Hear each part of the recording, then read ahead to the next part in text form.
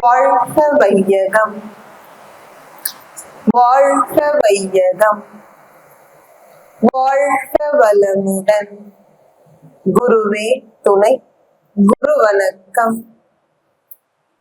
எப்பொருளை, எச்செயலை, எக்குணத்தை, எவ்வுயிரை ஒருவர் அடிக்கடி நினைந்தார் அப்பொருளின் தன்மையாய் நினைப்போராற்றல் அறிவினிலும் உடலினிலும் மாற்றம் காணும். இப்பெருமை இயல்பூக்க நியதியாகும். எவர் ஒருவர் குருவை மதித்து ஒழுகினாலும் தப்பாது குரு உயர்வு மதிப்போர் தம்மை தரத்தில் உயர்த்தி பிறவி பயனை நல்கும். தப்பாது குரு உயர்வு மதிப்போர் தம்மை தரத்தில் உயர்த்தி பிறவி பயனை நல்கும்.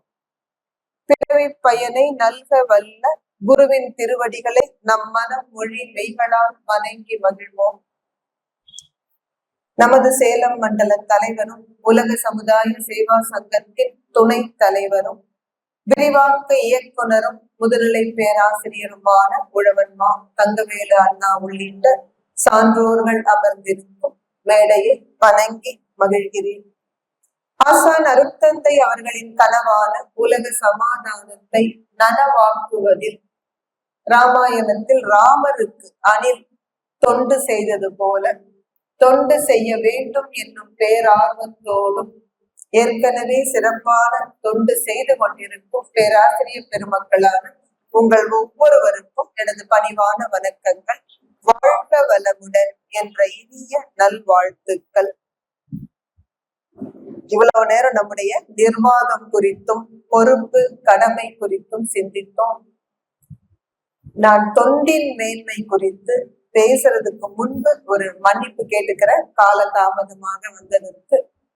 நம்முடைய குடும்பம் மனவளக்கலை குடும்பம், அதனால உண்மையை சொல்லலாம், அதுல ஒரு பெரிய விஷயம் இல்லை. என்னுடைய தங்கையின் மாமனார் தவறிவிட்டார். அதனால எனக்கு கொஞ்சம் நேரத்திற்கு வர முடியாமல் போனது. அதற்காக முதல்ல எல்லார்கிட்டையும் நான் மன்னிப்பு கேட்டுக்கிறேன். இப்பொழுது தொண்டு குறித்து சிந்திப்பதற்கு முன்பு ரொம்ப அழகா நம்முடைய பொறுப்பும் கடமையும் என்னன்னு தெரிஞ்சுக்கிட்டு இருக்கோம். என்ன சொல்ல போனா, நீங்க எல்லோருமே ஏற்கனவே தொண்டு செய்கிறவர்கள், தொண்டாற்றி இன்பம் கண்டு கொண்டிருப்பவர்கள். அது கூட இப்ப புதுமையாக நம்முடைய சேலம் மாவட்டத்தின் வளர்ச்சி குழு தலைவர், மாவட்ட கல்வி அலுவலர் பணி நிறைவு உதயகுமார் ஐயா இப்போ ஒரு புதுசா ஒண்ணு சொல்லுவாங்க, தொண்டாற்றி வெற்றி பெறுவோம். அந்த இரண்டும் பாருங்க, அருட்தந்தையினுடைய வழிதான். அருட்தந்தை எப்பொழுதுமே என்ன சொல்லுவாங்க, மனவளக்கலை என்பது யாரையும் சாமியார் ஆக்குறதுக்கு இல்ல. இன்னும் சிறப்பா என்ன சொல்லுவாரு, உங்க குடும்பத்துல நீங்க மன்றத்துக்கு வரத ஒத்துக்கலைன்னா நம்ம என்ன பண்ணணுங்க, மன்றத்துக்கு வரணுமா இல்ல குடும்பத்துல இருக்கணுமா? அருட்தந்தை தெளிவா சொல்லி கொடுக்கிறாரு, கொஞ்ச நாளைக்கு குடும்பத்திலேயே இருந்து வாழ்த்திக்கிட்டே வாங்க, அவர்கள் அனுமதி கிடைத்ததும் நீங்க மன்றத்துக்கு வரலாம். ஆக நம்முடைய மனவளக்கலை பயிற்சி என்பது யாரையுமே இல்லறத்தை துறந்து விட்டு வான்னு சொல்ற பயிற்சி இல்லை. இன்னும் சொல்ல போனால் இல்லறத்தை சிறப்பாக ஆற்றுவதற்கான பயிற்சி. அப்ப அருட்தந்தை என்ன சொல்லுவாங்க, நீங்க இந்த உலக வாழ்க்கையிலும் வெற்றி பெறணும், ஆன்மீகத்திலும் உயரணும். திருவள்ளுவர் சொன்னதுதான், பொருள் இல்லாருக்கு இவ்வுலகம் இல்லை, அருள் இல்லாருக்கு அவ்வுலகம் இல்லாதி ஆங்க. அப்ப இந்த உலகத்தில் உங்களுக்கு என்ன தேவை? வெற்றி தேவை. இந்த உலகத்தில் வெற்றி கிடைத்தால் மன நிறைவோடு மகிழ்ச்சியோடு நீங்கள் ஆன்மீக பயணத்தை தொடரலாம். அதனால தொண்டு செய்கிற பொழுது இந்த உலகத்திலும் வெற்றி கிடைக்கும். இம்மை பயன் வெற்றி, மறுமை பயன் இன்பம். அதனால இன்று நாம் மனவள கலைஞர்கள் தொண்டு செய்வதால் இரண்டுமே நமக்கு கிடைக்கும், வெற்றியும் கிடைக்கும், இன்பமும் கிடைக்கும். எனவே ஏற்கனவே மிகச்சிறந்த தொண்டு செய்து கொண்டிருக்கும் உங்கள் நடுவில் நான் புதுசா என்ன சொல்ல போறேன், ஒரு சில கருத்துக்களை மட்டும் நினைவூட்டி விட்டு நிறைவு செய்து கொள்கிறேன். அருட்தந்தை இறைவன் கிட்ட ஒரு வேண்டுகோள் வச்சார். யாருக்காவது தெரியுங்களா? அருட்தந்தை இறைவன் கிட்ட என்ன வேண்டுகோள் வைத்தார்? அருட்தந்தையின் வேண்டுகோள் எல்லாம் கவிதை மூலமாகத்தான். நீங்க இப்பொழுதும் ஆழியாறு அறிவுத்திருக்கோவில் போனீங்கன்னா அருட்தந்தையின் அறைக்கு நம்ம படி ஏற போவோமா இல்லைங்களா? அப்ப நுழைந்தீங்கன்னா இடது பக்கத்துல இந்த கவிதை இருக்கு. இறைவனுக்கோர் வேண்டுகோள். என்ன வேண்டுகோள் வைக்கிறார் அருட்தந்தை? இறைவா, நற்கர்ம யோகம் உலக சமயம் என்ற எண்ணம் அதை என் உளத்தே எழுப்பி விட்டாய் அறிவே. உறைவாய் என் உலக்கு அறிவாய் உனக்கு என்னை தந்தேன் ஒரு சிறிய தொண்டனாக என்னை உலகுக்கு ஆக்கு. அவரே இறைவன் கிட்ட என்ன வேண்டாருங்க? என்ன ஒரு சிறிய தொண்டனாக இந்த உலகத்திற்கு ஆக்கு. வாழ்நாள் முழுவதும் உலக நல தொண்டன் என்றே கையெழுத்திட்டவர் நம்முடைய ஆசான் அருட்தந்தை அவர்கள். தொண்டு செய்வது எப்படி என்பதை நமக்கெல்லாம் ஒரு வழிகாட்டியாக இருந்து வாழ்ந்து காட்டியவர் அருட்தந்தை. அதனாலதான் அழகாக மண்டல தலைவர் பேசுறப்போ என்ன சொன்னாரு? கன்னத்துல கை வைனா ஏன் இங்க வைக்கிறீங்க? காதுல கேட்கறத விட கண்ணுல பாக்குறதுதான் உடனடியாக செய்வோம். அதனால நீங்கள் ஒவ்வொருவருமே ஒரு ரோல் மாடலா இருக்கணும் என்று சொன்னார். அருட்தந்தை எதுவும் சொல்லவில்லை, செய்து காட்டினார். ஒரு தொண்டு எப்படி செய்ய வேண்டும் என்பதற்கு அருட்தந்தையை விட நம்ம என்ன சான்று சொல்ல முடியும்? நம்ம எல்லாருக்கும் தெரிந்த ஒரு செய்திதான் அது. ஊட்டியில இருந்து ஒரு போஸ்ட் கார்டு வருது அருட்தந்தைக்கு, குடுவாஞ்சேரி கிராமத்துக்கு. என்ன எழுதுறாங்க அவங்க? ஒரு 4 பேர் நாங்கள் குண்டலினி யோகம் கத்துக்கலாம் இருக்கோம். அன்றைக்கெல்லாம் நான் சொல்றது வந்து 1970s அருட்தந்தை பாத்தீங்கன்னா அவருக்கு பெயரே Kundalini Yoga Acharya. Self realisation centre தான் அருட்தந்தை தொடங்குகின்றார். முதல்ல நீ தன்னை உணரணும், அதன் பிறகுதான் தொண்டு செய்யலாம். அப்போ ஒரு போஸ்ட் கார்டுல எழுதுறாங்க, நாங்க ஒரு 4 பேர் ஊட்டியில வந்து இந்த குண்டலினி யோகம் கத்துக்க ஆர்வமா இருக்கோம், உங்களை எப்ப வந்து சந்திக்கலாம் அப்படின்னு நீங்க ஒரு அப்பாயின்மெண்ட் கொடுத்தீங்கன்னா வரும். போஸ்ட் கார்டு எழுதினவங்க ஊட்டியில காத்துக்கிட்டு இருக்காங்க, பதில் வரும் நமக்கு, நம்ம போய் கத்துக்கலாம். அடுத்த நாள் காலையில யாரோ கதவு தட்டுறாங்க. இவங்க பதிலை எதிர்பார்த்து காத்திருந்தா அருட்தந்தை நேர்ல போய் நிக்கிறாங்க. இவங்க வியந்து போறாங்க, நாங்கள் உங்ககிட்ட வந்து கத்துக்கலாம் அனுமதி கேட்டோம். அப்ப சுவாமி சிரிச்சுக்கிட்டே சொன்னாங்க, நீங்க வந்தா 4 பேர் வரணும், நான் ஒருத்தன் வந்தா போதும் இல்லை. இதுதான் தொண்டு செய்வதற்கான இலக்கணம். அருட்தந்தை இந்த டெபினிஷன் கூட கொடுக்கிறார் பாருங்க. எது தொண்டு என்று சொல்கிறார்? பிறர் துன்பம் துடைத்தற்கே தன் வாழ்நாளை பேரறிவோடு அர்ப்பணித்தல் தொண்டு. இப்ப நம்ம ஒவ்வொருத்தரும் சோதிச்சு பார்க்கணும், இந்த டெபினிஷன் படி நம்ம யாராவது தொண்டு செய்துட்டு இருக்கோமா? அருட்தந்தை மட்டும்தான் செய்தார். தன் வாழ்நாள் முழுவதையும் அர்ப்பணித்து, எதற்காக அர்ப்பணித்தால்? பிறர் துன்பம் துடைப்பதற்கு. அதனாலதான் சுவாமி விவேகானந்தர் சொன்னார், நான் தொண்டு செய்யறதெல்லாம் பெருசா அலட்டிக்காத, நீ யார் தொண்டு செய்யறது? ஏதோ தொண்டு செய்யறதுன்னா நீ ஒரு உயர்ந்த இடத்துல இருந்துட்டு சாமானிய மனிதர்களுக்கு நான் தொண்டு செய்கிறேன், சேவை செய்கிறேன், இந்த ஈகோ உனக்கு எதுக்குப்பா? உன்னால தொண்டெல்லாம் செய்ய முடியாது. வேண்டுமானால் இறைவனுக்கு நன்றி சொல், சக மனிதருக்கு உதவி செய்வதற்கு எனக்கு ஒரு வாய்ப்பை வழங்கி இருக்கிறாய். அதனாலதான் நம்முடைய மதிப்பு மிக்க உலக சமுதாய சேவா சங்க தலைவர் சொல்லுவார், தலைவர்னா ஏதோ ஒரு கிரீடம் நினைச்சுக்காதீங்க, தலைவர்னா உண்மையில என்ன? எச்சா தொண்டு செய்யணும். எச்சா அப்படிங்கிறது இந்த வட்டார வழக்கு, ஒரு கலோக்கியல் லாங்குவேஜ். எக்ஸ்ட்ரான்னு நம்ம சொல்றோம் பாத்தீங்களா, எக்ஸ்ட்ரா, அதுதான் தமிழ்ல எச்சா. அதிகம் தொண்டு செய்வதற்குத்தான் தலைமை பதவி கொடுக்கப்படுகிறது. அந்த பதவி கூட இல்ல, ஒரு பொறுப்பு. எல்லாரும் தூங்கலாம், தலைவரா இருக்கவும் தூங்க முடியாது. அவர் சிந்திச்சிட்டு இருக்கணும், இதை இன்னும் எப்படி மக்கள் கிட்ட கொண்டு போய் சேர்த்துறது. அதுதான் இப்ப ஆனந்த வாழ்க்கை திரைப்படம் எல்லாம். ஏன்னா தலைவருக்கு உண்மையில் திரைப்படம் எடுப்பதில் விருப்பம் பெருசா இல்ல ஆரம்பத்துல.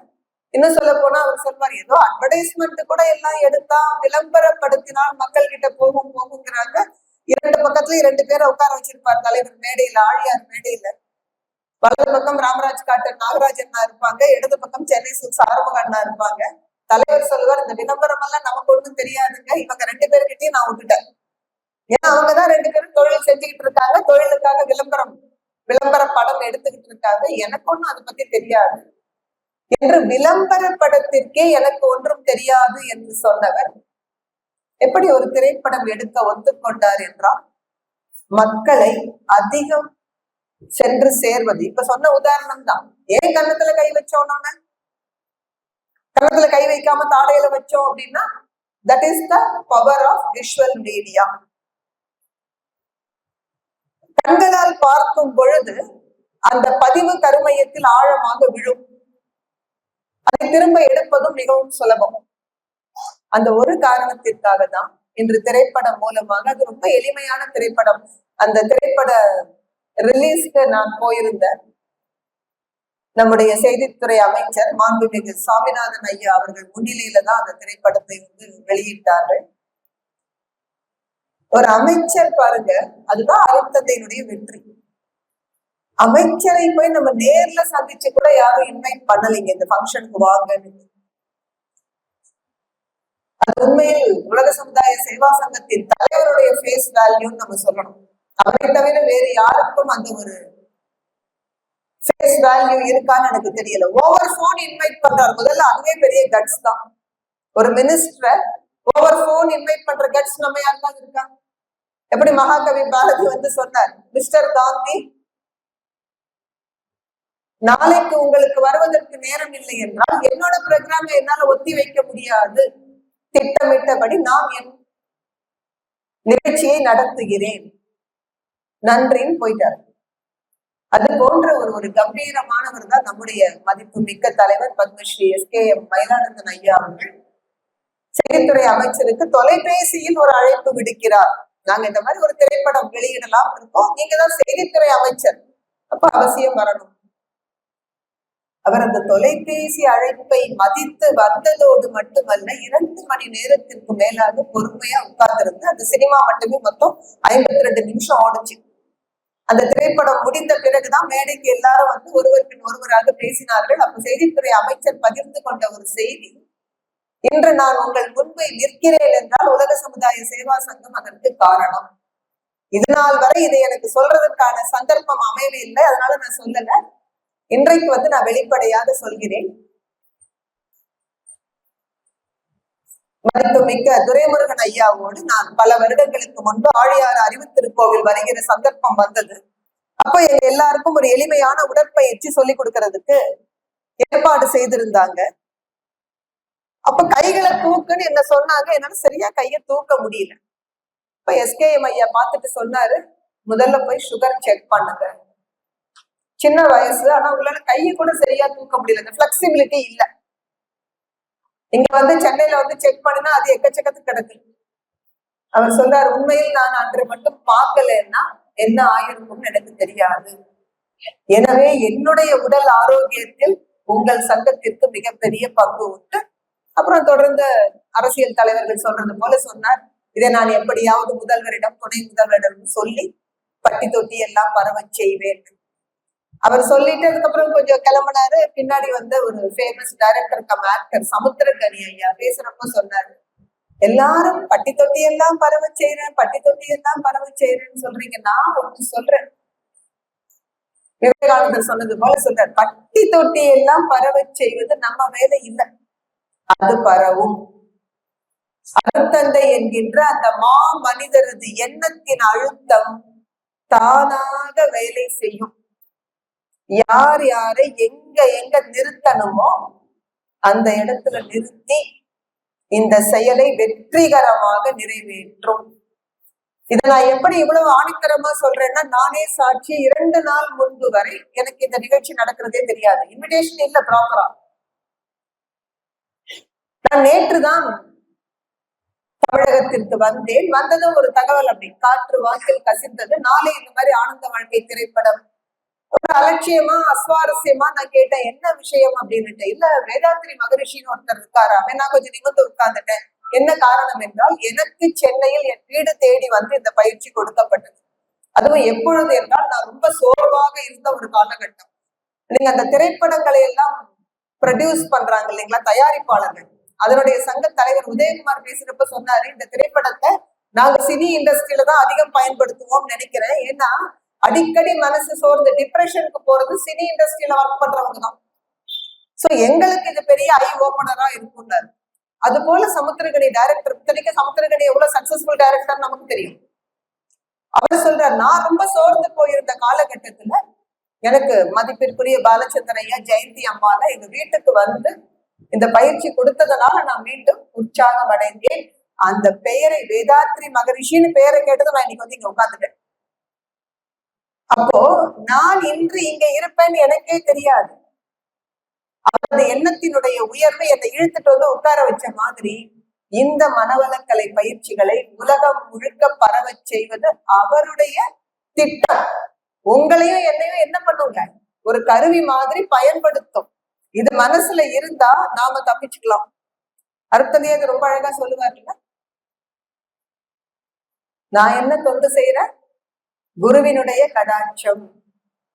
அதற்கு பதிலாக நான் தான் சிறந்தவன் நினைச்சா என்ன ஆகுங்க, தன் முனைப்பு நீங்க ஒரு குருவடைந்து தவமாற்றும் சாதனையால் உயரும் போது நன்முனைப்பாம் அருட்தொண்டால் பயன் காண்போர்கள் நாதழுக்க பெருமையோடு போற்றுவார்கள். உங்க ஒவ்வொருத்தருக்கும் இந்த அனுபவம் இருக்கும். ஏன்னா நீங்க தொண்டு செய்யறப்போ உங்களால நன்மை அடைந்தவர்கள் என்ன சொல்லுவாங்க, அம்மா உங்களாலதான் நான் இன்னைக்கு நல்லா இருக்கேன், அல்லனா ஐயா தான் இன்னைக்கு எனக்கு வற்புறுத்தி மன்றத்துக்கு இழுத்துட்டு வந்தா இன்னைக்கு நல்லா இருக்கேன். நாதழுக்க பெருமையோடு போற்றுவார்கள். அப்ப நீங்க என்ன நினைக்கணும் மனசுல, ஆஹா என்ன போல உண்டா பாருங்க, அவருக்கு நான் தான் பயிற்சி கொடுத்தேன் நினைச்சோம்னா முடிஞ்சது நமக்கு. அதை கதம் கதம். அருட்தந்தை சொல்றார், நான் சொல்லல, மென்மையான வார்த்தைகளை பயன்படுத்துகின்ற அருட்தந்தை இந்த கவிதையில எப்படி வார்த்தை சொல்றாருங்க, அப்படி யாராவது உன்னை பாராட்டினால் நீ மனசுல என்ன நினைக்கணும், எப்படி இந்த நிலவுக்கு சொந்தமாக வெளிச்சம் கிடையாதோ, சூரியனது ஒளியை வாங்கி பிரதிபலிக்கிறதோ, அது போல நான் குருவினுடைய அருள் வெள்ளத்தில் ஒரு துளி, சாதாரண துளி. இப்படி நினைச்சா தப்பிச்சுக்கலாம். உன் முனைப்பு நிலவு ஒளி ரவியால் போல உயர் குருவின் ஒளி என்றே உணர்ந்து அடங்கு. என்ன வார்த்தை சொல்றாரு பாருங்க, அடங்குங்கிற. அப்படி அடங்கலைன்னா என்ன ஆகுங்கிறாருங்க, எச்சரிக்கை கொடுக்கிறார் அருட்தந்தை. என் ஒளியே சிறந்தது, இனி ரவி ஒளி ஏன் எனக்கு என்று நிலவு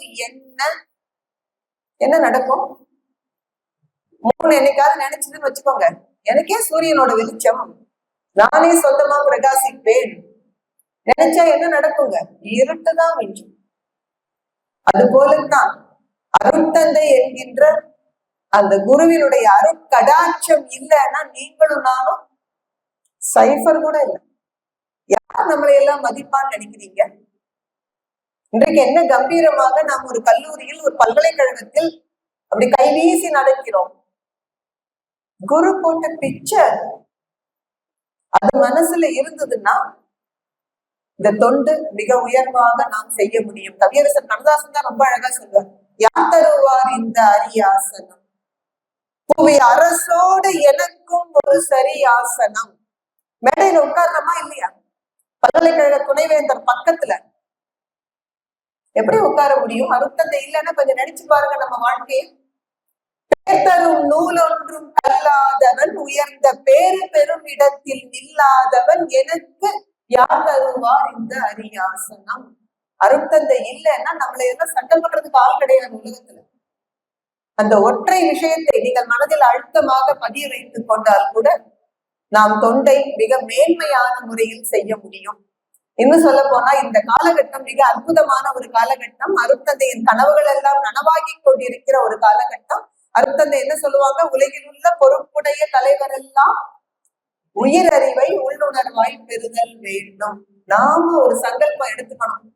உலகத்து தலைவர்கள் எல்லாம் டைரக்டர் சமுத்திரகனி சொன்னது போல அருட்தந்தையின் எண்ணத்தின் அழுத்தத்தினால் நிச்சயம் வருவாங்க.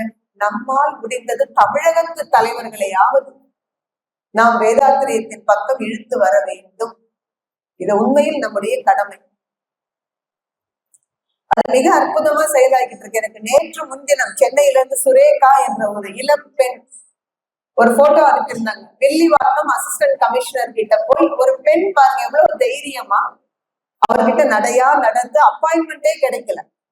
அந்த பிஏவே சலிச்சு போய் எத்தனை முறை இந்த பொண்ணை போயிட்டு வானாலும் வந்து நிக்கிறாங்க. மதிப்பு கொடுத்து ஒரு அப்பாயின்மெண்ட் கொடுத்தா அவங்க வில்லிவாக்கம் அசிஸ்டன்ட் கமிஷனர் கிட்ட அனுமதி வாங்கிட்டாங்க. காவல்துறையில பணியாற்றுகின்ற சகோதர சகோதரிகளுக்கு மனவளக்கலை பயிற்சிகள் தருவதற்கு. இது அனுமதி வாங்கிய செய்தி. இப்போ திருப்பூருடைய assistant commissioner law and order, L&O என்று சொல்வார்கள். லா அண்ட் ஆர்டர்ல ஒரு ஏசி பொசிஷன்னா ரொம்ப சிரமம். இளம் பெண் அவர்களும் தையல் நாயகி என்று பெயர். அவர்கள் நம்முடைய துணை பேராசிரியர். இப்பொழுது அடுத்தது என் கனவு போல தலைவர். அந்த பெண் வந்து கோயம்புத்தூர்ல டிஎஸ்பி விஜிலன்ஸ் ஆன்டி கரப்ஷனா இருக்கிற பொழுது எனக்கு அறிமுகம்.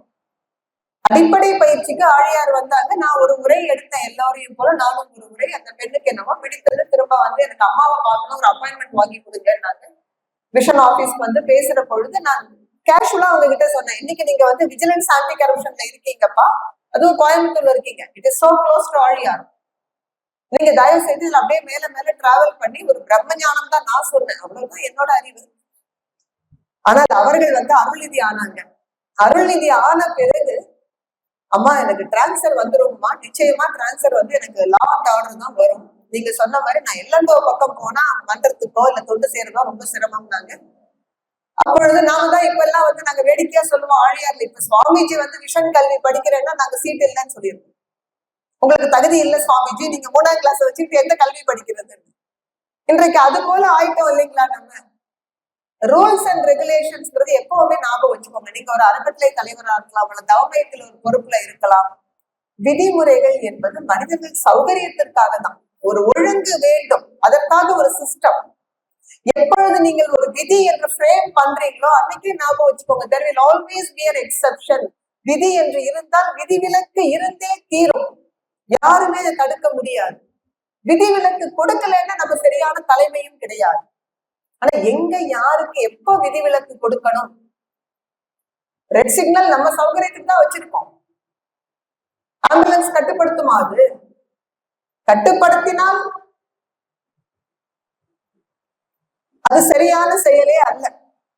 அதுபோல விதி என்றால் நிச்சயம் விதிவிலக்கு. ஆனால் இந்த பெண்ணுக்கு விதி வந்து அனுமதிக்க மறுக்கிறது. ஏன்னா நீங்க வந்து அந்த டைம் பீரியட் எல்லாம் லேப்ஸ் ஆயிடுச்சு. அவங்க விழுப்புரம் கடலூர் மாவட்டம் அந்த பெண் விழுப்புரம் மண்டலத்தின் மூலமா வந்திருக்கணும். இந்த நேரம் நாங்க அப்ளிகேஷன்ஸ் எல்லாம் ஸ்க்ரூட்டனைஸ் பண்ணி ஃபைனலைஸ் பண்ணியாச்சு. நீங்க இதுக்கு மேல எல்லாம் துணை பேராசிரியர் வர முடியாது. அம்மா இப்படி சொல்றாங்க, என்ன பண்ணலாம்? சரி இருங்க பாத்துக்கலாம், அருத்தந்தை இருக்காருல்ல நம்ம பக்கம். அப்புறம் விழுப்புரம் மண்டல தலைவருக்கு போன் பண்ணி, ஐயா கொஞ்சம் நீங்க நான் ஸ்மார்ட்ல அனுமதி வாங்கி கொடுக்குறேன், நீங்க மண்டலத்துல இருந்து எனக்கு ஃபார்வர்ட் பண்றீங்களா? என்னமா இப்படி கேக்குறீங்க? நான் நிச்சயம் பண்றேன்னாரு. அதன் பிறகு அந்த பெண் இன்றைக்கு துணை பேராசிரியர். எதிர்பார்த்தது போலயே Tiruppur law and order assistant கமிஷனரா டிரான்ஸ்பர் வந்துருச்சு. முந்தானத்து சர்வதேச யோகா தினத்தில் திருப்பூரோட சீஃப் கெஸ்ட் ஆகலாம். அது மட்டும் இல்ல, நம்முடைய சேலம் மாவட்டத்திற்கும் பெரிய பெருமை உண்டு. இங்கதான் நம்ம அதிக தலைவர்களை சென்று சந்தித்தோம். நம்முடைய காசக்காரனூர் அறக்கட்டளை தலைவர் ராஜமாணிக்கம் ஐயா இருக்காங்க. காசக்காரனூர் மூலமாகத்தான் ஒருங்கிணைந்த நீதிமன்ற வளாகங்கள்ல உள்ள நீதிபதிகளுக்கு போய் நம்ம பயிற்சி கொடுத்தோம். இந்த எங்க பார்த்தாலும் நீதிபதிகள் போனா அவங்க காசக்காரனூர்ல பயிற்சி எடுத்தவங்களா இருக்காங்க. எந்த ஊருக்கு டிரான்ஸ்பர்ல போனாலும் சொல்றாங்க, நாங்க சேலத்துல இருக்கப்போ பயிற்சி எடுத்துக்கிட்டோம், இந்த ஊர்ல எங்க அறிவு திருக்கோவில் இருக்கிறது. நேற்று நம்முடைய ஆழியார்ல சர்வதேச யோகா தினத்தோட சீஃப் கெஸ்ட் பாத்தீங்கன்னா நீதிபதி பாலு ஐயா அவர்கள் நம்முடைய சேலத்துல நம்முடைய காசக்காரனூர் மன்றத்துல தொடர்பு கொண்டவர். அவர் தான் ஆழியாரோட சீஃப் கெஸ்ட். அவர்கிட்ட கேட்டார், மேடம் நீங்க இருக்க மாட்டீங்களா ஆழியார்ல? நான் சொன்னேன், சார் யோகா தினத்தன்று நான் சேலத்துலதான் இருப்பேன். ஏன்னா நிறைய பள்ளிகள் கல்லூரிகள் எல்லாவற்றுக்கும் போகணும். எனக்கு ரொம்ப வேடிக்கையான ஒரு சம்பவம், முந்தானத்து சாரதா ஆர்ட்ஸ் அண்ட் சயின்ஸ்ல யோகா டேக்காக பேசிட்டு இருக்கேன். அன்று மாலை எனக்கு பிஎட் காலேஜ் பிரின்சிபல் கூப்பிடுறாங்க. என்ன மேடம் ஆர்ட்ஸ் அண்ட் சயின்ஸ்ல உங்க குரல் கேட்டுட்டு நீங்க நம்ம கல்லூரிக்கு வராமலே போயிட்டீங்கன்னாங்க. சரி மேடம், நம்ம கல்லூரிக்கு வராம போகனா கொஞ்சம் கமிட்மெண்ட்ஸ் ஜாஸ்தின்ட்டு நேற்று அதுக்காகவே பிஎட் கல்லூரியும் போயிட்டு அவர்களுடைய யோகா தினத்திலும் கலந்து கொண்டு வந்தேன்.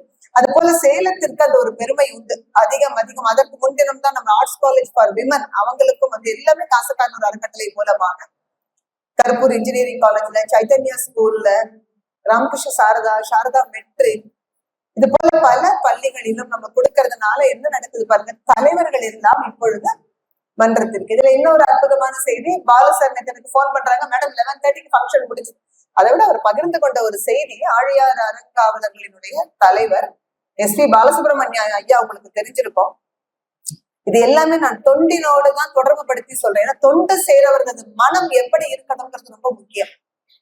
SP பாலசுப்ரமணியம் ஐயா வந்து ஆழியார் அறிவு திருக்கோவிலினுடைய அறங்காவலர்களின் தலைவர். அவர் உங்களுக்கு தெரிஞ்சிருக்கும், அந்த ஃபேமஸ் பன்னாரியம்மன் இன்ஸ்டிடியூட் சத்தியமங்கலத்தில் இருக்கக்கூடிய கல்லூரியினுடைய சேர்மன் அவர் தான். பன்னாரியம்மன் சுகர்ஸோட ஓனர். எனக்கு பாலு சார் நேற்று சொல்றாரு, மேடம் என்ன மேடம் அவர் எல்லாத்துலயும் என்னதான் மேடம் முன்னாடி நிறுத்துறாரு, கொடி ஏத்துறதுன்னா நீங்கன்னு சொல்றாரு. நான் சொன்னேன், சார் அதுதான் நம்ம கத்துக்கணும் அவங்க கிட்ட இருந்து. நான் பாருங்க, அதுதான் அருட்தந்தை கொடுத்த ஒரு வாய்ப்பு. ஜட்ஜுக்கு நான் சொல்றேன், சார் அதுதான் சார் நம்ம கத்துக்கணும் அப்படின்னா, அந்த உரிமை அவங்க நமக்கு கொடுத்ததுனால நம்ம பேச முடிகிறது. அதுதான் நம்ம கத்துக்கணும். உண்மையில நீங்க தலைவர் SKM ஐயாவை கவனிச்சு பாருங்க. என்னை விட நம்முடைய கன்சாமி ஐயாவுக்கு அது ரொம்ப நல்லா தெரியும். எப்படி ஒரு அடக்கம், பணிவு. தலைவர் SKM எப்பவும் சொல்லுவார், நான் கிழக்க நடந்துகிட்டே இருப்பேன், டைரக்டர்ஸ் எல்லாம் வந்து என்கிட்ட சொல்லுவாங்க, இல்ல நீங்க போற பக்கம் தப்பு, மேற்கு திரும்புங்கன்னா நான் அப்படியே அபவுட் டர்ன் திரும்பி மேற்கு பக்கம் நடப்பேன்.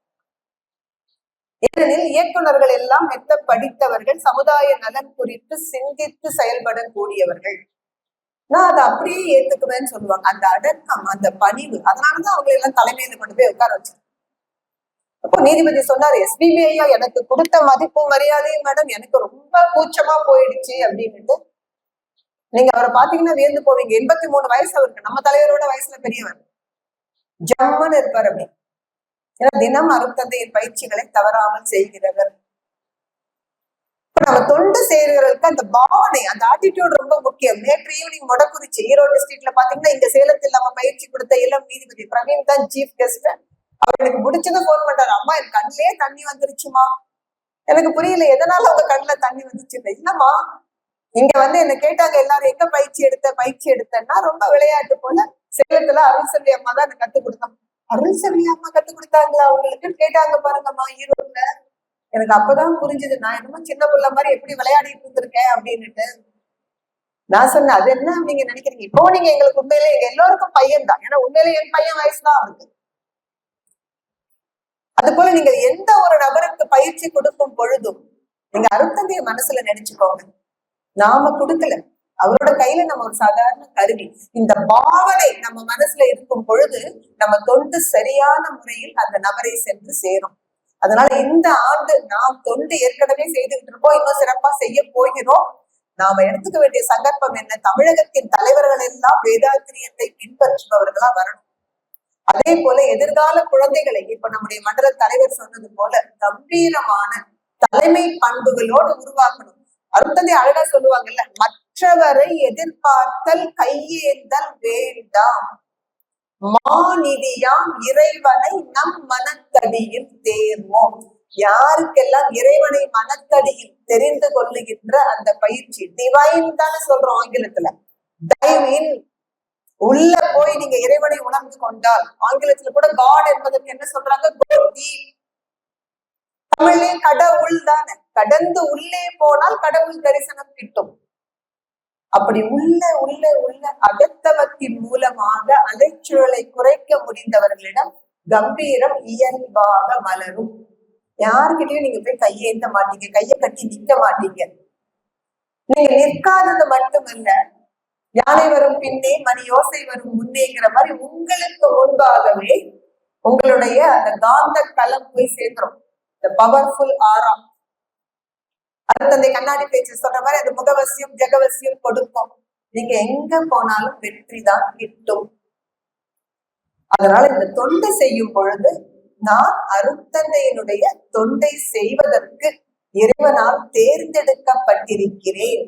இந்த ஒரு நன்றி நம்ம மனசுல இருக்கு. இறைவன் கொடுத்த மகத்தான வாய்ப்பு எல்லாருக்கும் கிடைக்கல, எனக்கு கிடைச்சிருக்கு. இதை நான் போற்றி பாதுகாக்க வேண்டும். அது மட்டுமல்ல, என்னுடைய அர்ப்பணிப்பு மிக்க, எதிர்பார்ப்பு ஏதுமற்ற, தன்னலமற்ற தொண்டின் மூலமாக இன்னும் அடுத்தடுத்த கட்டத்துக்கு நம்ம உயரணும். அதற்கான ஒரே வழி அர்த்தத்தை சொல்லிக் கொடுக்குறாங்க. உனக்கும் நல்லதாய் ஊருக்கும் நல்லதாய் நினைப்பதும் செய்வதும் நித்திய கடன். தொண்டு செய்ய முன் வருபவர்கள் முதல் தொண்டு யாருக்கு செய்யணும்? நமக்கே, நமக்குதான். அது சுயநலம் அல்ல. நான் அடிக்கடி சொல்வேன், அந்த ஒரு செய்தியை சொல்லி நிறைவு பண்றேன். நம்முடைய உடல் முழுக்க இரத்தத்தை கொடுக்கின்ற அந்த இதயம் முதல்ல எந்த உறுப்புக்கு இரத்தத்தை சப்ளை பண்ணுங்க? மூளையா? அழகா சொன்னாங்க மண்டல தலைவர். இதயம் முதல்ல ரத்தம் எதற்கு அனுப்புது? தனத்துக்கானே தான். இதயத்துக்கு தான் முதல்ல ரத்தத்தை அனுப்புது. அதன் பிறகுதான் மற்ற உறுப்புகளுக்கு. பொதுவா நம்ம நினைக்கிறோம் மூளைக்கு தான் முதல் ரத்தம் போகுதுன்னு. இதயம் தனக்குத்தானே தான் அனுப்பிக் கொள்கிறது. அதுவேதான் நமக்குமான விதி. முதல்ல நமக்கு தொண்டு செய்து கொள்ளலாம். நமக்கு தொண்டு செய்யறதுன்னா என்ன? யாரெல்லாம் இன்னைக்கு காலையில தவம் செய்துட்டு வந்து உட்கார்ந்துருக்கீங்க? வாழ்க வளமுடன். சரி, தவம் விட்டுறலாம். உடற்பயிற்சி, வாழ்க வளமுடன். ரெண்டும் செய்ய நேரம் இல்லைங்க. காயகல்பம் மட்டும் செஞ்சுட்டு ஓடி வந்தாங்கிறப்ப கை தூக்குங்க பார்க்கலாம். உடற்பயிற்சி செய்ய நேரம் இல்ல. ரெண்டு செய்யாதவங்க, காய்கள் தியானமும் உடற்பயிற்சி செஞ்சோம், கட்டாய காய்களுக்கு செஞ்சிருப்பீங்க, சந்தேகமே இல்லை. ஒரு அவசரம்னா சமயத்துல தியானத்தை கூட விட்டுருங்க, சாயந்தரம் வந்து செஞ்சுக்கலாம். ஆனா உடற்பயிற்சியே விட்டுறாதீங்க. ஏன்னா சாப்பிட்டதுக்கு அப்புறம் உடற்பயிற்சி செய்ய முடியாது. அதனால காலையில் நேரம் உங்களுக்கு குறைச்சலா இருந்தா காயகல்பம், உடற்பயிற்சி ரெண்டையும் செய்துடுங்க. பகல்ல ஏதோ ஒரு நேரம் நமக்கு கிடைக்கும், தியானம் செஞ்சிடலாம். ஆனால் உடற்பயிற்சி சாயந்தரம் செய்யலாம்னு நினைச்சீங்கன்னா நிச்சயமா செய்ய முடியாது. சாயந்தரம் காயகல்பத்தையே பாதி நேரம் ஒழுங்கா செய்ய முடியல, 3 நிமிஷம், அப்புறம் எங்க உடற்பயிற்சி 3/4 மணி நேரம் செய்ய போறோம். சோ காலை நேரம் கட்டாயம் 1 மணி நேரமாவது குறைந்தது உங்களுக்குன்னு எடுத்துக்கோங்க. உங்க தூக்கத்துல நம்முடைய பாரத பிரதமர், முதல் பிரதமர் பண்டித ஜவஹர்லால் நேரு தான் சொல்லுவார், எப்படி இவ்வளவு படிக்கிறீங்க, பிரதம மந்திரியா இருந்து எப்படி நேரம் கிடைக்குது? அவர் சொல்லுவாரு, என்னோட உதவியாளர் வந்து எனக்கு தூங்குறதுக்கு 6 மணி நேரம் ஒதுக்குறாரு. பாருங்க, ஒரு பிரைம் மினிஸ்டர் தூங்குற நேரத்தை கூட அவங்க பிஏ தான் டிசைட் பண்ணுவாங்க. இத்தனை மணிக்கு படுக்கணும், இத்தனை மணிக்கு எழுந்துக்கணும்னுட்டு. அப்படி கொடுக்கப்பட்ட 6 மணி நேரத்தில் நான் 2 மணி நேரத்தை திருடிக் கொள்கிறேன் எனக்கான நேரமாக படிப்பதற்கு. அது போல நம்ம தூக்கத்துல இருந்து நம்ம 1 மணி நேரத்தை திருடிடலாம், அது நமக்கான நேரம். So begin your day with exercise, meditation. இந்த 1 மணி நேரம் மட்டும் நீங்க உங்களுக்கு எடுத்துக்கிட்டீங்கன்னா அந்த நாள் முழுவதும் நீங்க எவ்வளவோ உற்சாகமாக உங்கள் கடமைகளை எல்லாம் சிறப்பா செய்ய முடியும் என்று சொல்லி, இந்த ஆண்டு நம்ம சேலம் மண்டலத்துல ஒரு சங்கல்பம் எடுத்துக்கொள்ளலாம். அதிகம் பேருக்கு இந்த வேதாத்திரிய கல்வியை நம்ம கொண்டு சேர்த்துவோம்.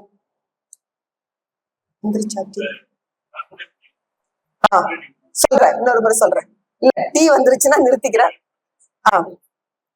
வாழ்க வல்லமுடன். ஆக தொண்டு செய்யறது நம்ம 2 விஷயத்தோட நிறைவு பண்றோம். எங்க ஆரம்பிக்கிறோம்? நம்ம கிட்டதான் தொண்டு ஆரம்பிக்கிறோம். 2வது மிக முக்கியமான விஷயம், தொண்டு செய்யும் பொழுது நமக்கு இருக்க வேண்டிய மனோபாவம். கர்ம யோகத்துல அர்த்தத்தை சொல்லுவாங்க, action is the same, attitude differs. இதுக்கு முன்னாடி சமைச்ச அதே சமையல் தான் இப்பவும் செய்ய போறோம், அல்லது இதற்கு முன்னாடி நம்ம என்ன வேலை பார்த்தோமோ அதே தான், இதற்கு முன்னாடி உடற்பயிற்சி சொல்லி கொடுத்தோம் பாத்தீங்களா, அதே தான். ஆனால் இப்பொழுது நான் ஒரு துணை பேராசிரியராக பதவி உயர்வு பெற்று தொண்டு செய்யும் பொழுது மனசுல இந்த பொறுப்புணர்ச்சி. தீட்சை கொடுக்கிறப்ப என்ன சொல்றோம்? இந்த உயிர் உய்வடைவதற்காக உதவ தொடங்குகிறேன். அவ்வளவுதான் நம்ம ரோல், ஜஸ்ட் டு அசிஸ்ட். அந்த சோல் எப்படினாலும் இறைவனை நோக்கிய பயணத்துலதான் இருக்கு. நீங்க தொட்டாலும் தொடாட்டியும் இறைவனுக்கு தெரியும். மரம் வச்சவனுக்கு தண்ணி ஊத்த தெரியும். நான் தான் எப்பெல்லாம் நினைக்கிறோமோ அப்பெல்லாம் கீழே போய்கிட்டே இருப்போம். ரொம்ப அழகா பெரியவங்க சொல்லுவாங்க, 4 மறைகள் கற்றவன் ஞானி அல்ல, நான் மறைய கற்றவன் தான் ஞானி. அந்த நான்கிற ஈகோ இருந்தா ஆங்கிலத்துல என்ன சொல்றாங்க, EJOங்கிற 3 லெட்டர் வேர்டுக்கு ஆங்கிலத்துல சொல்லுவாங்க எட்ஜஸ் காட் அவுட். எந்த மனசுல ஈகோ இருக்கோ அங்க இருந்து இறைவனை தூக்கி எரிஞ்சிடுறோம். நம்ம ஆணவம் இருக்கிற இடத்துல ஆண்டவன் இருக்கவே மாட்டாருங்க, நல்லா ஞாபகம் வச்சுக்கோங்க. அதோட நமக்கு என்ன ஆணவம்னு தான் எனக்கு புரியுறது இல்லை. இந்த கிளிப்பில்ல வேலையை செய்யறோமா? நம்ம சொந்தத்துல நமக்கு காந்த தத்துவம் தெரியுமா? இல்ல பிரம்மஞானம் தெரியுமா? என்ன தெரியும் நமக்கு? அருட்தந்தை சொல்லி கொடுத்ததை ஒரு கிளிப்பிள்ளை எப்படி சொல்லி கொடுத்தது திரும்ப சொல்லுவோம், அது போல சொல்றோம். அதை கூட ஒழுங்கா சொல்றோமான்னு கேட்டா இல்ல. அப்படி இருக்கிறப்ப எதுக்குப்பா ஆணவம் வருது? என்ன போல காயகல்பம் எடுக்க முடியுமா? அது என்ன போல எங்க மன்றத்துல தொண்டு செய்யறவங்க யாரும் இல்லை. தயவு செய்து அந்த எண்ணம் என்ன இருந்தா நம்ம இறைவனையே மனசுல தூக்கி போட்டுட்டோங்கிறத ஞாபகம் வச்சுக்கோங்க. அதனாலதான் அருட்தந்தை அண்டர்லைன் பண்ணி பண்ணி சொல்லி கொடுக்கிறார். தன்முனைப்பு நீங்க ஒரு குருவடைந்து. குருவை எதற்கு பற்றி கொள்கிறோம்னாலும் இது ஈகோல தப்பிக்கிறதுக்கு தான். ஏன்னா அது பெரிய விஷயங்க. நம்மளால தனிப்பட்ட முயற்சியில தன்முனைப்புல இருந்து விடுபடவே முடியாது. அதனால எதை பற்றணும்? திருவள்ளுவர் சொல்லி கொடுப்பார்ல, பற்றுக பற்றற்றான் பற்றினை, அப்பற்றினை பற்றுக பற்று விடற்கு. குருவின் திருவடிகளை ஏன் பற்றி கொள்ளணும்? உலக பற்றுக்களை விடுவதற்காக. அது போல தன்முனைப்பு நீங்குவதற்குத்தான் குருவை அடைந்தோம். அருட்தந்தை எவ்வளவு பெரிய புத்திசாலி பாருங்க. நீ குருவை பிடிச்சுக்கிட்டா அந்த மாத்திரத்துல உனக்கு தன்முனைப்பு போயிடுங்கிற மாதிரியான ஒரு ஃபால்ஸ் ப்ராமிஸ் எல்லாம் அவர் கொடுக்கல. அடுத்தது என்ன சொல்றாரு? நீ குருவை மட்டும் பிடிச்சா பத்தாதுப்பா, தவமாற்றும் சாதனை வேண்டும். ஆணவம் போகணும்னா அகத்தவம் செய்யணும். தன்முனைப்பு நீங்க ஒரு குருவடைந்து தவமாற்றும் சாதனையால் உயரும் போது எடுத்ததுமே போயிடாது. மெல்ல மெல்ல ஆழங்கால் படணும். பயிற்சியில ஆழம் போக போக உயர்ந்து உயர்ந்து வருவாய். அப்பதான் உன்னுடைய அருட்தொண்டு மதிக்கப்படும், பலராலும் போற்றப்படும். அப்ப மக்கள் எல்லாரும் வந்து என்ன சொல்றாங்க? நீங்க தான் காரணம். நான் இன்னைக்கு இவ்வளவு அழகா அன்பா என்னோட குடும்பத்தை நடத்துறேன்னா நீங்க தான் இந்த மனவளக்கலை பயிற்சிக்குள்ள கொண்டு வந்து சேர்த்தீங்க, அப்படி போற்றுவார்கள். நீங்க உயரும் பொழுது நாத்தழுக்க பெருமையோடு போற்றுவார்கள். யார் போற்றுவார்கள்? நன்முனைப்பாம் அருட்தொண்டால் பயன் காண்போர்கள். நம்முடைய தொண்டினால் பயனடைந்தவர்கள் எல்லாம் என்ன பண்றாங்க? நாதழுக்க பெருமையோடு போற்றுவார்கள். அப்போ நமக்கு இருக்க வேண்டிய மனநிலை என்னங்க? மனசுக்குள்ள தவறாமல் அருட்தந்தை திருவடிகளை தொட்டு வணங்கிடணும். சுவாமிஜி, எல்லா புகழும் உங்களுக்குதான், எனக்கு ஒண்ணும் கிடையாது. இந்த அடக்கம் வந்ததுன்னா தப்பிச்சுக்கலாம். அதனாலதான் திருவள்ளுவர் சொல்ற பாருங்க, அடக்கம் அமர் அருள் உய்க்கும், அடங்காமை ஆர் இருள் வைத்து விடும். அப்படி அடக்கமா இருந்தால் தப்பிச்சுக்கலாம். இல்லைன்னா என்னங்கிறதையும் அருட்தந்தை சொல்லிட்டாரு. உன் முனைப்பு நிலவு ஒளி ரவியால் போல உயர் குருவின் ஒளி என்றே உணர்ந்து அடங்கு. அந்த அடக்கம் இருந்தால் அருள் நிலைத்து உயரலாம். இல்லைன்னா என்ன நடக்கும் என்று எச்சரிக்கை கொடுக்கிறார் அருட்தந்தை. என் ஒளியே சிறந்தது, இனி ரவி ஒளி ஏன் எனக்கு என்று நிலவு என்ன இருளே மிஞ்சும். அந்த ஒரு இருள், ஆணவ இருள் நம் ஒருவருக்கு கூட வராமல் நம் ஒவ்வொருவரையும் குருவருள் காப்பாற்ற வேண்டும் என்ற பிரார்த்தனையோடு நாம் ஒவ்வொருவரும் தொண்டு செய்வோம், எவ்வித எதிர்பார்ப்பும் இன்றி. இன்னும் சொல்ல போனால் எத்தனையோ கோடிக்கணக்கான மக்களுக்கு கிடைக்காத ஒரு வாய்ப்பு நமக்கு கிடைத்திருக்கிறது. அதுவும் எந்த இடத்துல உட்கார்ந்துருக்கோம்? ஆசான் அருட்தந்தை அவர்களது திருவடிகள் பட்ட ஒரு புண்ணியமான அறிவு திருக்கோவில் உட்கார்ந்துருக்கோம். இதே மேடையில இப்ப மண்டல தலைவர் உட்கார்ந்துருக்க மாதிரியே அருட்தந்தை அவர்கள் உட்கார்ந்துருந்தாங்க. நாம எல்லாம் எதிரில உட்கார்ந்து அப்படியே அவரோட முகத்தை பார்த்திருந்திருப்போம். அப்படிப்பட்ட ஒரு புண்ணிய பூமி நம்ம கிட்ட சேலத்துல இருக்கு. எவ்வளவு கொடுத்து வச்சவங்க நாம. இதை பயன்படுத்தி கொள்வோம். தொண்டு செய்வதில் ஒருவரோடு ஒருவர் இணைந்து கொண்டு ஒற்றுமையாக நாம் அதிகம் இந்த வேதாத்திரிய கல்வியை கொண்டு சேர்ப்போம். மண்டலத்தை பொறுத்த வரைக்கும் உங்களுக்கு என்ன உதவி வேண்டுமானாலும் எப்பொழுது வேண்டுமானாலும் கேளுங்க. நாங்க உண்மையில ஒவ்வொரு துறைக்குன்னு ஒருத்தர் இருக்கோம். உதாரணத்துக்கு நான் விஷன் துணைத் தலைவர் ஐயா உட்கார்ந்து இருக்காங்க. மனோகர் அண்ணா தான் பிஆர்ஓ. பக்கத்துல இவங்க இருக்காங்க சாந்தி. இங்க கன்சாங்க ஐயா தான் தாமையம் அறக்கட்டளை வளர்ச்சி குழுவோட துணைத் தலைவர். ரவி அண்ணா இருக்காங்க விஎஸ்பிக்கு. இப்படி ஒவ்வொரு துறைக்கும் தலைவர்கள் இருக்கிறோம். நாங்க பொருளாளர் ஐயா இருக்கோம், நடராஜன் ஐயா இருக்காங்கன்னாலும் யாருமே எங்க துறை வேலைக்கு மட்டும்தான் நாங்க பதில் சொல்வோம்னு நினைச்சதே கிடையாது. இன்னும் சொல்ல போனா நான் இப்ப விஷன் ஆழியார் பொறுப்பு எடுத்துக்கிட்டதுக்கு அப்புறம் மண்டலத்துல ஒவ்வொருத்தருமே நீங்க விஷன்ல கேட்ட கேள்விக்கெல்லாம் பதில் சொன்னாங்க. ஜெயின் எக்ஸாமுக்கு நடராஜன் ஐயாவும் கூடவே இருந்து ஒவ்வொருத்தருக்கும் சிரமங்கள் வந்த பொழுதெல்லாம் உதவி செய்து எக்ஸாம் எழுதி முடிக்கிறதுக்கு துணை செஞ்சிருக்காங்க. அதனால மண்டலத்தை பொறுத்தவரை நீங்கள் யாரையும் எந்த கேள்வியும் கேளுங்க, எங்களுக்கு தெரிஞ்சா பதில் சொல்லிடுவோம், இல்லைன்னா இருங்க பள்ளி கல்லூரியா கோபால் ஐயா கொஞ்சம் கேட்டு சொல்றோம், ஐயா தான் சிஓஸ் ஆபீஸ் போய்கிட்டு இருக்காங்க, அது என்னங்கிறது விசாரிச்சு சொல்றோம், அல்லது ஐயா நம்பர் கொடுக்குறேன், நீங்க நேரடியா பேசுங்க. இந்த உதவி செய்வதற்கு காத்திருக்கிறோம். நோக்கம் ஒண்ணுதான், ஊர் கூடிதாங்க தேர் இழுக்க முடியும், தனியா யாரும் எதையும் சாதிச்சிட முடியாது.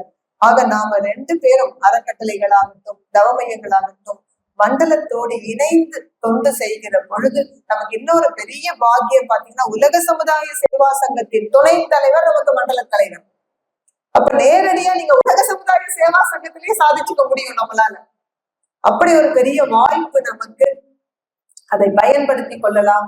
இன்றைக்கு நீங்கள் எல்லாரும் நிறைய பேர் இன்னைக்கு துணை பேராசிரியர் பயிற்சியாக ஒரு பொறுப்பேற்க இருக்கிறீர்கள். இந்த பொறுப்பை நீங்கள் திறம்பட செய்வதற்கு எல்லா வகையிலும் நாங்கள் ஒத்துழைப்போம், உங்களோடு உறுதுணையாக நிற்போம் என்று சொல்லி நீங்களும் உங்கள் அன்பு குடும்பமும் அருட்பேராற்றல் கருணையினால் உடல் நலம், நீலாயுள், நிறை செல்வம், உயர் புகழ், மெய்ஞானம் ஓங்கி வாழ்க வளமுடன் என மனம் குளிர வாழ்த்தி நிறைவு செய்கிறேன். வாழ்க வளமுடன்.